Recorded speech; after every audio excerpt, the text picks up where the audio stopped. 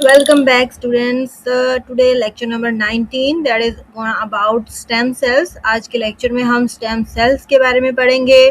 Last topic है हमारे chapter number 3 का, फर्स्ट ईयर बायोलॉजी का. स्टेम सेल्स क्या होते हैं, उनकी टाइप्स, उनकी एग्जांपल्स, उनके यूजेस, ठीक है, इंपॉर्टेंस, उनकी डिफरेंट कैटेगरीज. तो ईच एंड एवरीथिंग हम इस लेक्चर में डिस्कस करने वाले हैं. सो लास्ट तक लाजमी आप लोगों ने ये लेक्चर देखना है ताकि आप लोगों को अच्छे से समझ आ जाए कि स्टेम सेल्स क्या होते हैं और क्यों होते हैं. बेसिकली अगर छोटा सा कॉन्सेप्ट मैं आप लोगों को दूं अबाउट स्टेम सेल्स, तो क्या होते हैं स्टेम सेल्स. स्टेम सेल्स हमारी बॉडी में डिफरेंट सेल्स होते हैं, यूनिक सेल्स होते हैं, अनस्पेशलाइज्ड सेल्स होते हैं, जो कि फ्यूचर में क्या होते हैं डिफरेंट टाइप्स ऑफ सेल्स को बना सकते हैं. ठीक है, उनके पास एबिलिटी होती है कि जहाँ पर भी सेल की ज़रूरत है, कहीं पर सेल की डेथ हो गई है तो वो वहाँ पर जाएंगे और वहाँ पर वो वाला सेल बना देंगे. फॉर एग्जांपल अगर हमारे स्किन सेल डैमेज हो गए हैं तो हमारे स्किन के अंदर जो स्टेम सेल्स मौजूद हैं वो वहाँ पर आएंगे और वहाँ पर नई स्किन सेल्स जो है वो बना देंगे. So these are the stem cells. ठीक है, तो इसी का ये जो कॉन्सेप्ट है इसी को हम आगे लेके चलेंगे.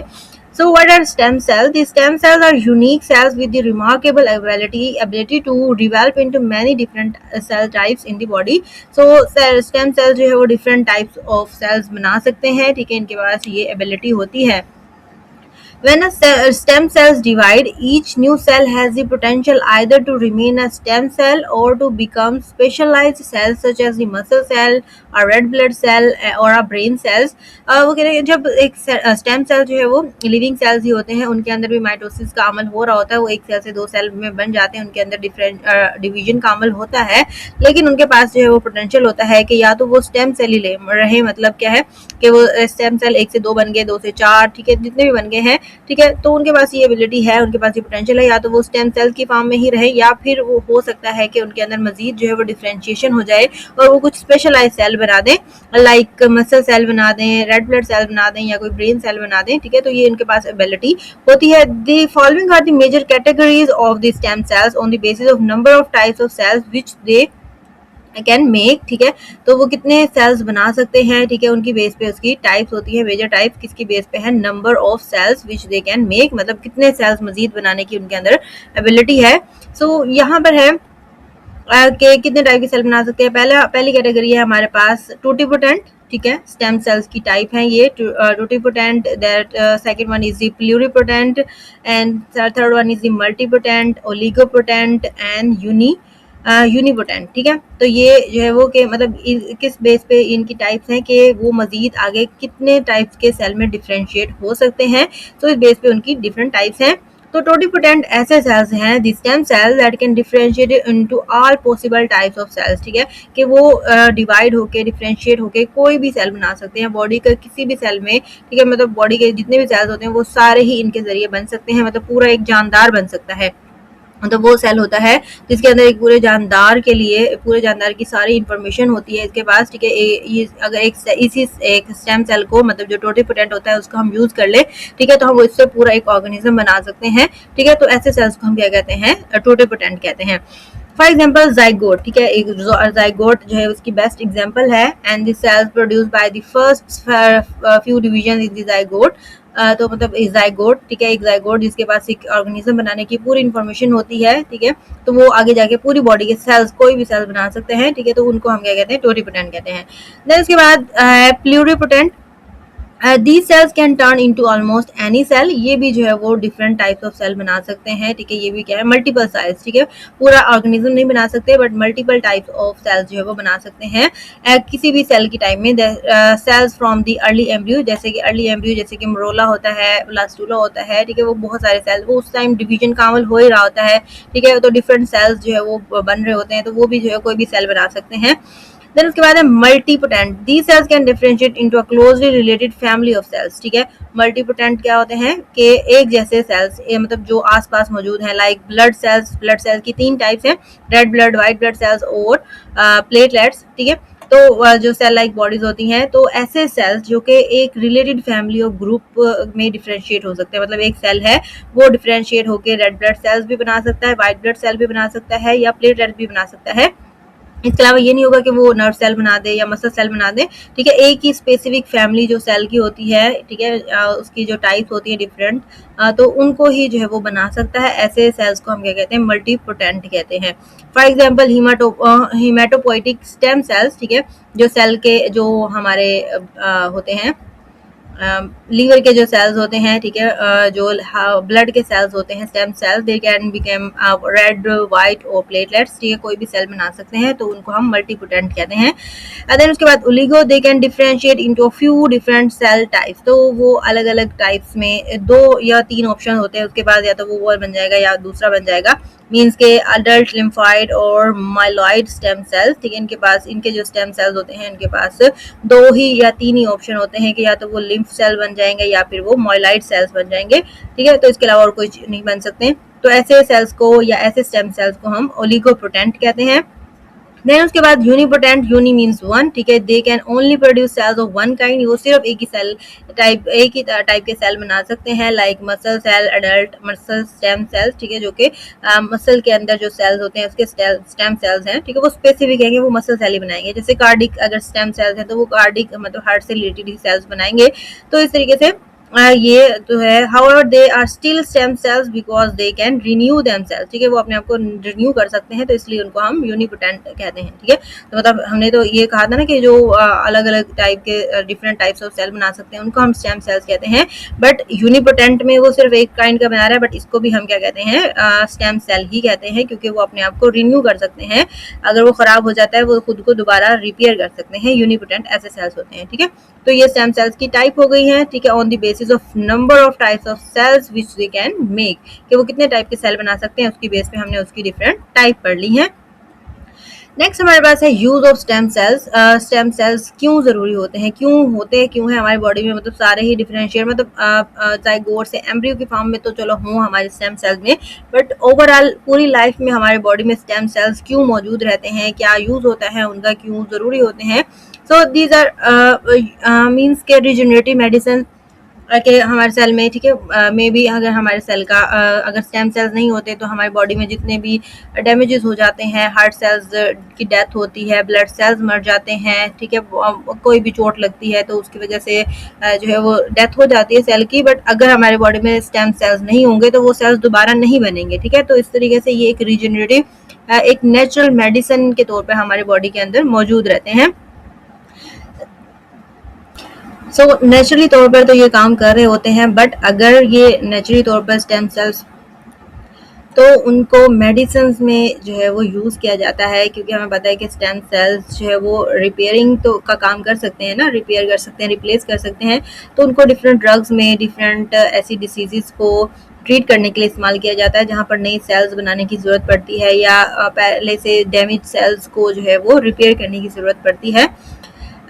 Therefore, they are used for treating conditions such as spinal cord injuries, type 1 diabetes, Parkinson's diseases and heart diseases. तो इन डिसीज को ट्रीट करने के लिए स्टेम सेल्स को आर्टिफिशियली भी यूज़ किया जा सकता है या फिर नेचुरली हमारी बॉडी उसको यूज़ कर रही होती है। Drug testing and development bye differentiating stem cells into specific, मतलब अगर हम स्टेम सेल्स को बाहर निकाल लें बॉडी से, ठीक है, उनको यूज़ कर लें, तो इससे पहले कि हम पूरी बॉडी के ऊपर उन ड्रग्स को अप्लाई करें तो हम एक स्टेम सेल, क्योंकि एक स्टेम सेल जो कि टोटिपोटेंट होता है, ठीक है, उसके पास सारे सेल की इन्फॉर्मेशन होती है, अगर वो एक सेल उस डिसीज़ को, उस ड्रग को बेयर कर लेता है, उसको वो ठीक हो जाता है, ठीक है, तो हम उसको बॉडी पे फुल बॉडी पे अप्लाई कर सकते हैं, ठीक है। तो इस तरीके से टेस्टिंग में जो है वो स्टेम सेल्स यूज होते हैं। Into specific cell types, researchers can create a model of human diseases, allowing for more accurate testing of drug effects and reducing the reliance on animal models, ठीक है। तो सिर्फ स्टेम सेल्स को हम use करके drug की testing कर सकते हैं, ओवरऑल पूरा एनिमल मॉडल हमें यूज नहीं करना पड़ता जब से हमें स्टेम सेल्स के बारे में जो है वो पता चला है।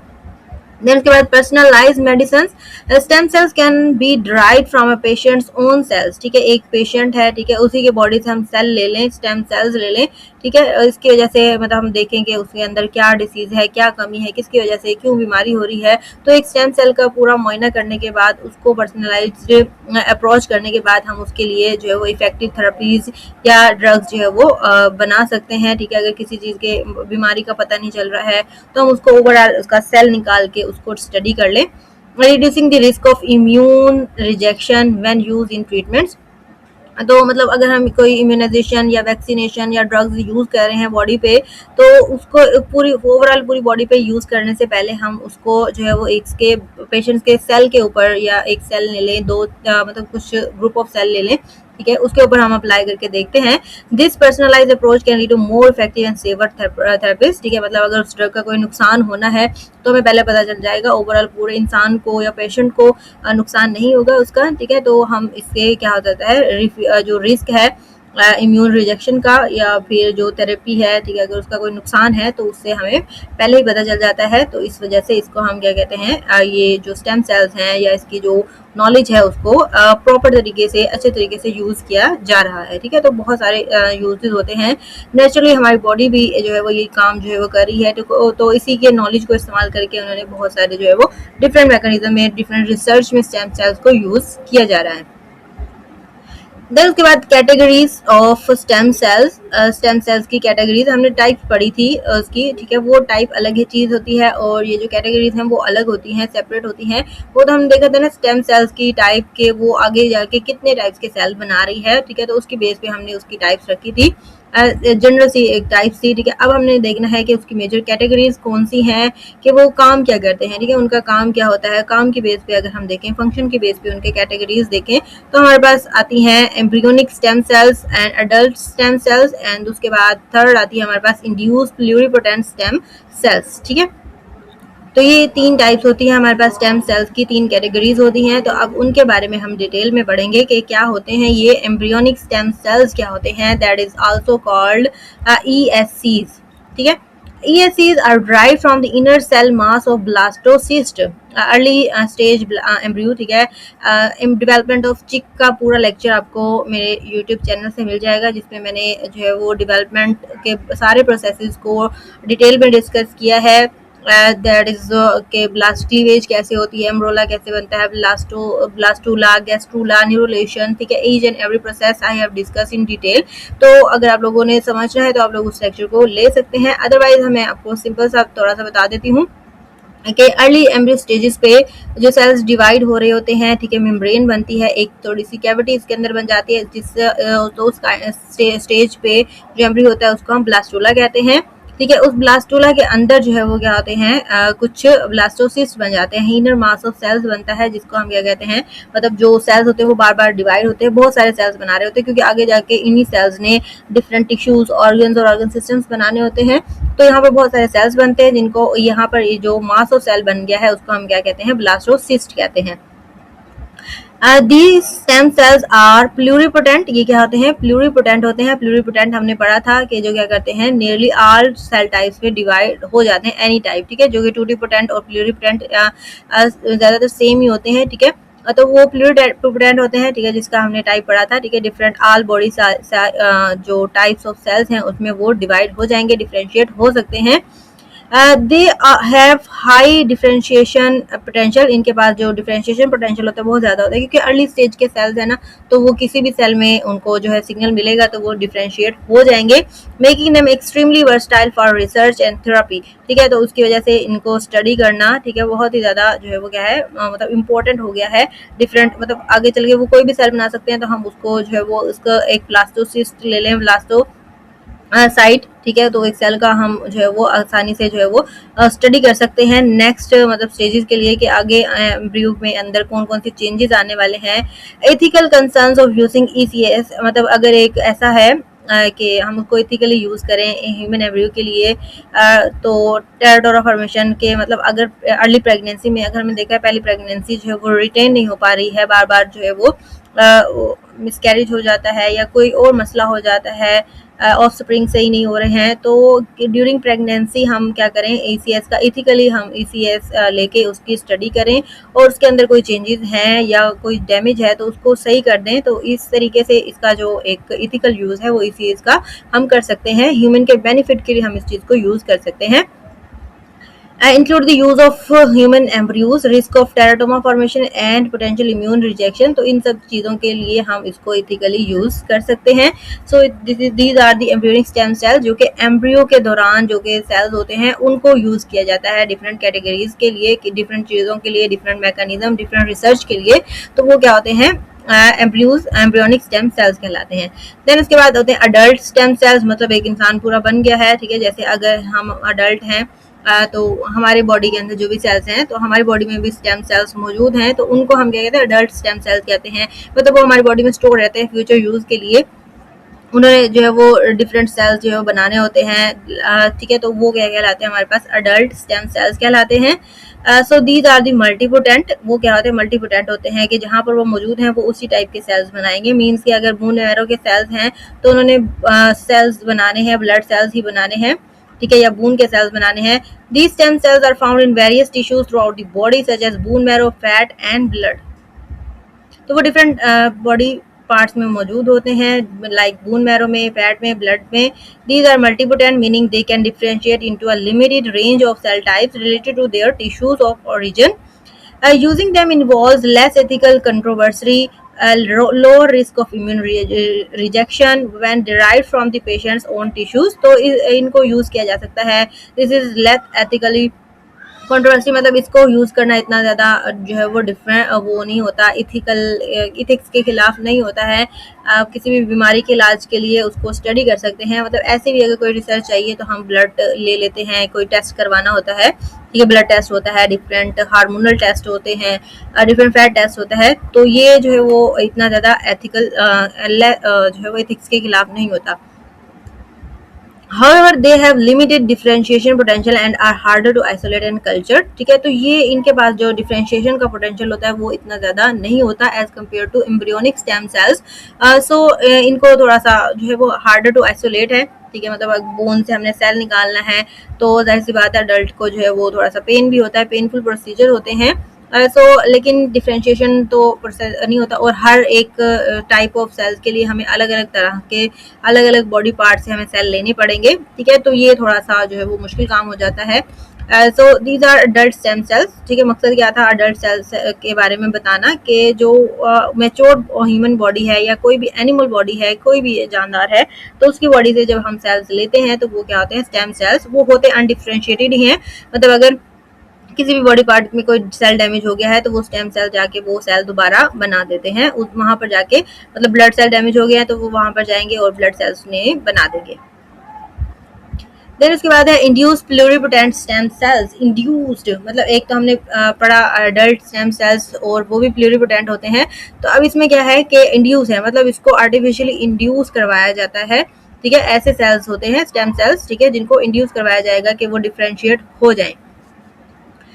They are generated in the lab by reprogramming adult somatic cells to a pluripotent state using specific transcription factor। तो ये देखें, ये काम जो है वो लैब में, लेबोरेटरी में किया जाता है, जहाँ से एम्ब्रियोनिक स्टेम सेल्स को लेके उसको जो है वो सारी चीज़ें दी जाती हैं, जो भी चीज़ें रिक्वायर होती हैं उसकी डिफ्रेंशिएशन के लिए, तो उनको वहाँ पर जाके डिफ्रेंशिएट किया जाता है।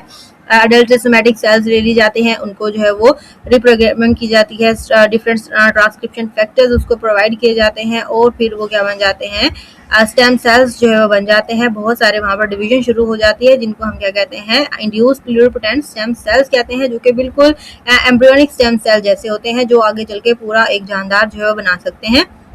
They are pluripotent similar to the embryonic stem cells। embryonic stem cells का ही जैसा प्रोसीजर होता है कि मतलब वहाँ पर जो है वो स्टेम सेल्स बन गए हैं, ठीक है। बॉडी की सोमैटिक सेल्स लिए हैं हमने, ठीक है। आगे जाके वो कोई भी ऑर्गन पार्ट अगर हमने बनाना है, कोई भी ऑर्गन है, तो उस तरीके से उनको जो है वो इंफॉर्मेशन दे दी जाती है। तो इस तरीके से वो इंड्यूस्ड IPCS बन जाते हैं, IPSCs, ठीक है। तो इसका शॉर्ट फॉर्म है। इसके जो है वो कुछ एडवांटेजेस भी हैं और कुछ हमारे पास डिसएडवांटेजेस भी हैं, जिनको हम डिस्कस करते हैं।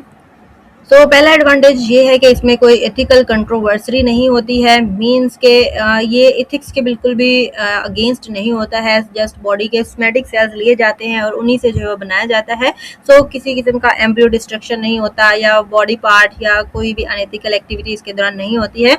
देन उसके बाद they can be generated from patient's own cell, किसी भी पेशेंट की, मतलब कोई पेशेंट आया हमारे पास, ठीक है, उसने ब्लड टेस्ट करवाना है या कोई और काम करवाना है, तो उसके लिए जो है वो पहले उसके सेल्स के ऊपर ब्लड टेस्ट किया जाता है। मतलब डायरेक्टली अगर हमने ब्लड ट्रांसफ्यूजन करवानी है तो हम पहले ब्लड टेस्ट कर लेते हैं कि वो आया कि वो रिसीव कर भी सकता है या नहीं कर सकता। तो इस तरीके से ये एक पॉजिटिव वे में जो है वो इसका एडवांटेज आ जाता है। दे offer potential for regenerating damage tissues and organs, ठीक है, अगर कहीं किसी जगह पे टिश्यूज डैमेज हो गए हैं तो वहाँ पर हम उनको अप्लाई कर सकते हैं, हम वहाँ पर उनको यूज़ करवा सकते हैं, ठीक है। आईपीएस मतलब वो नेचुरल तौर पे हमारे जो स्टेम सेल्स हैं वो वर्क नहीं कर रहे, तो हम वहाँ से आईपीएससीज जो है वो प्रोवाइड करेंगे, तो वहाँ पर जाके वो सेल्स जो है वो बना देंगे target. New heart cells for patient with heart diseases और new neurons for patient with neuro degenerative condition. तो इस कंडीशन में जो है वो नए स्टेम सेल्स बॉडी को प्रोवाइड किए जाते हैं। फिर उसके बाद डिसएडवांटेजेस क्या होते हैं इसके, these are the reprogramming process can introduce genetic changes that may affect iPSCs. मतलब एक सोमैटिक सेल्स है, उसको हमने रीप्रोग्राम किया है, उसको लेबोरेटरी में लेके आए हैं किसी तरह से, मतलब उसके जो चेंज आने का, जेनेटिक चेंजेस मीन के म्यूटेशन होने का जो रिस्क होता है वो बढ़ जाता है, ज़्यादा हो जाता है। मे बी कोई म्यूटेशन हो जाए या जेनेटिक डिसऑर्डर हो जाए उस सेल्स के अंदर, तो इस तरीके से ये डिसएडवांटेज हो गया इसका।